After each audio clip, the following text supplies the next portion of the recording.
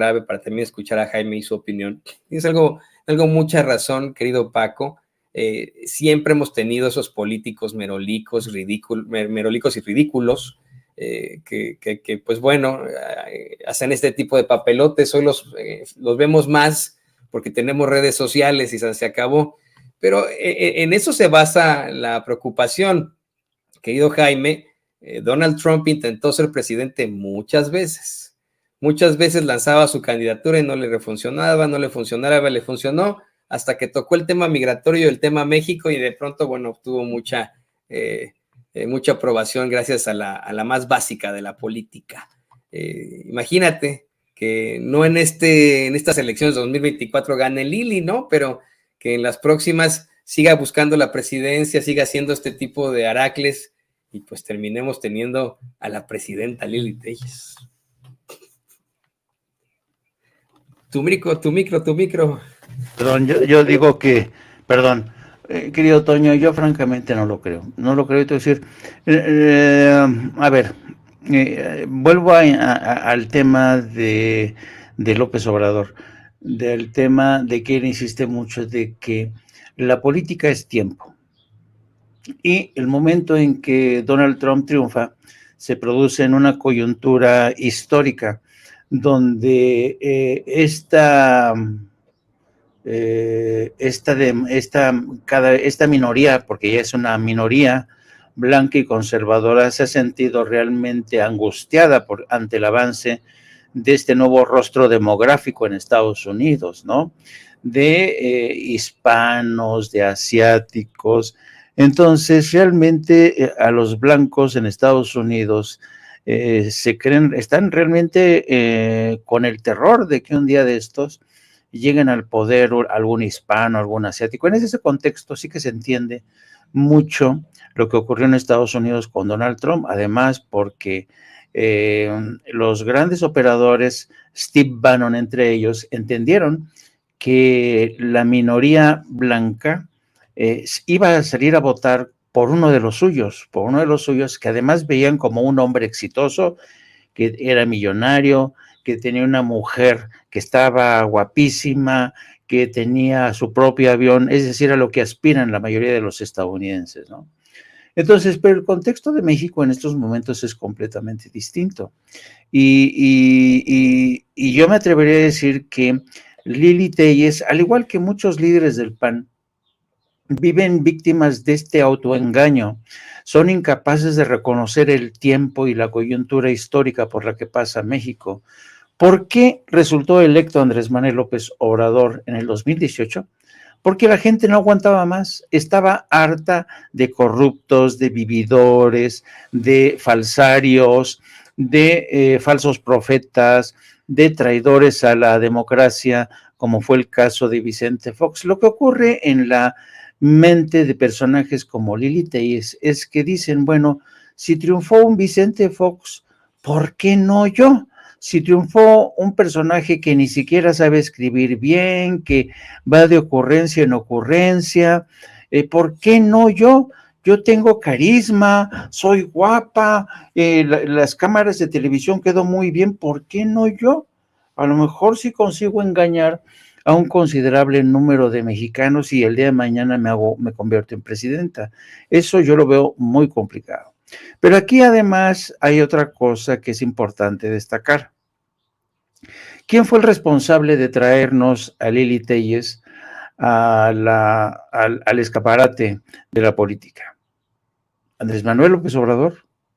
Andrés Manuel López Obrador fue quien destapó esa caja de Pandora y de la cual salió Lili Telles. Es casi lo mismo que hizo John McCain cuando durante su candidatura a la presidencia destapó la caja de la Pandora y escogió a Sarah Palin como compañera de fórmula. ¿Y qué pasó? A partir de que escoge a Sarah Palin, se desatan los locos en el seno del Partido Republicano, y desde Sarah Palin ha sido una locura.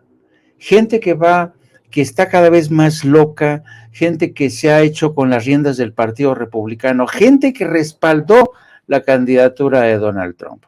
Entonces, una vez que abres esa caja de Pandora, cuidado. Y hay que decirlo, quien abrió esa caja de Pandora fue el presidente. Fue el presidente quien decidió que Lili Téllez corriera como miembro de Morena, como candidato de Morena por el estado de Sonora. Y ahora estamos pagando esa decisión. Entonces, yo creo que aquí habría que ser muy analíticos, ¿no? Para eso somos periodistas, ¿no? Entonces, yo creo que esta mujer consiguió encumbrarse gracias y resultar electa gracias a López Obrador. Nada de que no, yo hice mi campaña, yo hice que la gente me eligiera. No, eso no es cierto. Y es patética en esta entrevista con Luis Alberto Medina de Proyecto Puente, cuando le pregunta, bueno, yo voy a decir, pero ¿cuánto pidió usted? A mí me resulta tremendamente increíble que un diputado, que un senador no recuerde qué cantidad pidió para impulsar un proyecto. En Estados Unidos, tú pregúntale a cualquier legislador o senador, porque lo que se conocen como los pet projects, los proyectos mascota.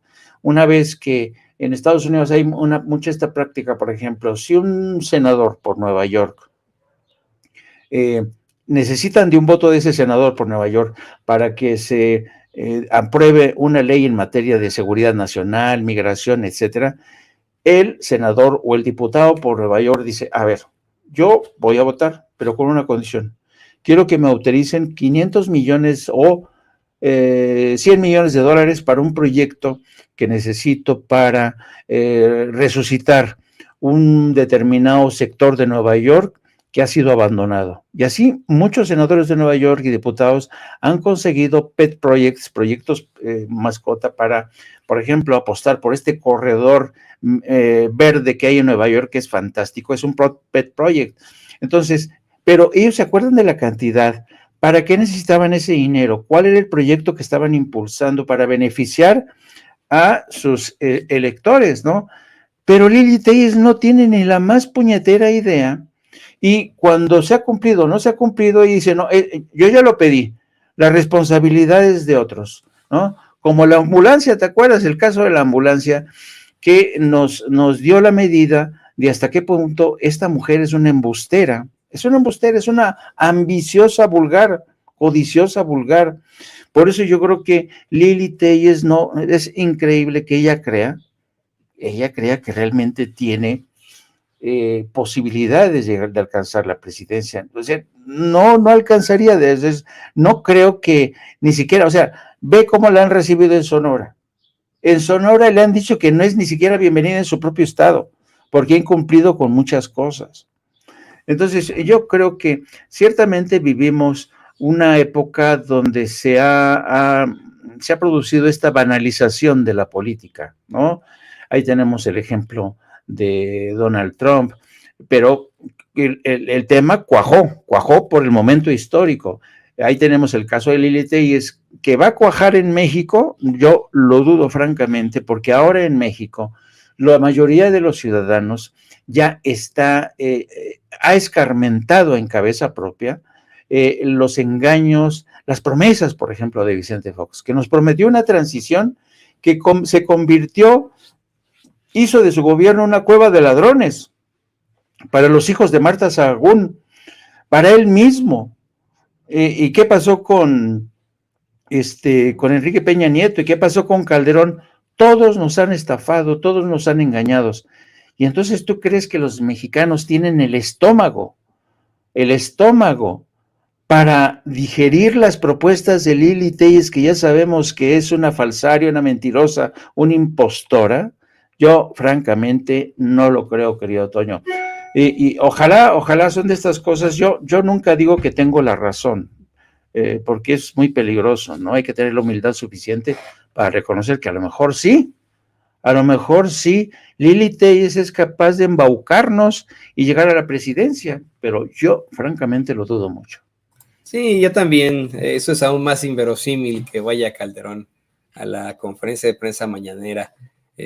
Totalmente de acuerdo con eso. Y otra cosa, pues conocemos a Lili como periodista, la hemos visto, algunos de nosotros desafortunadamente tuvimos que compartir hasta cabina, ¿no? Me acuerdo que se enojaba muchísimo ahí en Pro Tools de Azteca Noticias porque de pronto estaba yo grabando alguna nota y quería que pues, me saliera, ¿no? de la cabina para que ella con el privilegio llegara ahí a hacer la nota. Nunca me salí, de ahí me gané su enemistad.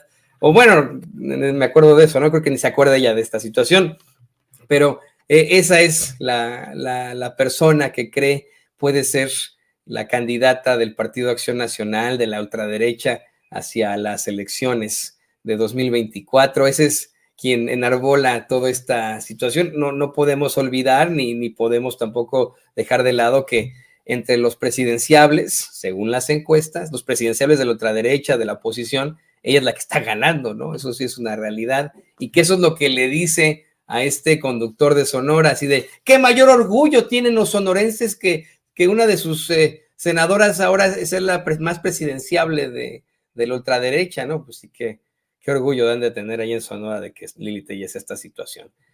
Ya para cerrar,